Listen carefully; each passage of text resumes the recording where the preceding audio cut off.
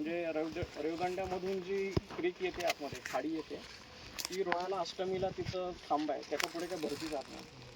त्यामुळे रेवदंड्याकडनं येणारा माल रोह्यापर्यंत यायचा. रोह्यातून तो माल ठाणाळे आणि खडसांबळे केव्ज लेण्यात, तिथून तो मग पाली सुधागड मार्गे घाटमाथ्यावर जायचा.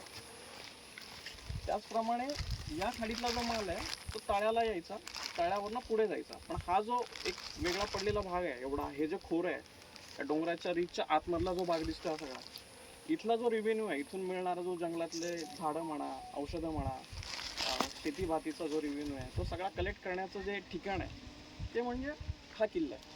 म्हणजे आजकालचं जे तहसील असतं, तहसीलमध्ये आपला रेव्हेन्यू जमा होतो, तहसीलमध्ये आपल्यासाठी धान्य पण येतं. त्या टाईपचे तहसील प्लेस म्हणावं लागेल.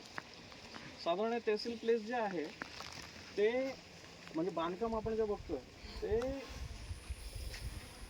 जे निजामशाही आहे, निजामशाहीच्या काळामध्ये ही बांधकामं झालेली आहेत. पण त्याच्याही आधी साधारण 8व्या शतकामध्ये, 8व्या-9व्या शतकामध्ये या भागामध्ये सोलंकी नावाच्या लोकांचं राज्य होतं, जे गुजरातचे सोलंकी होते. पण ते गुजरातचे सोलंकी पहिले साऊथचे होते, चालुक्य म्हणून होते. तर ते चालुक्य जे होते 6व्या-7व्या शतकात चालुक्य होते.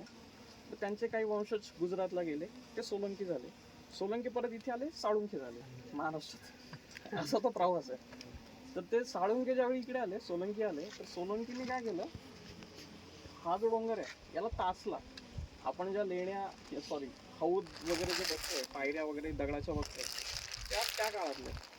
आणि गावामध्ये काही मंदिराचे अवशेष आपल्याला बघायला मिळतात ना, ते त्यांच्या काळातले आहेत. म्हणजे गुजरातचे सोलंकी म्हणून ते एक मंदिराची स्टाईल आहे. त्यांचं जिथे जिथे राज्य होतं तिथे ते आपले मंदिरं बांधत होते.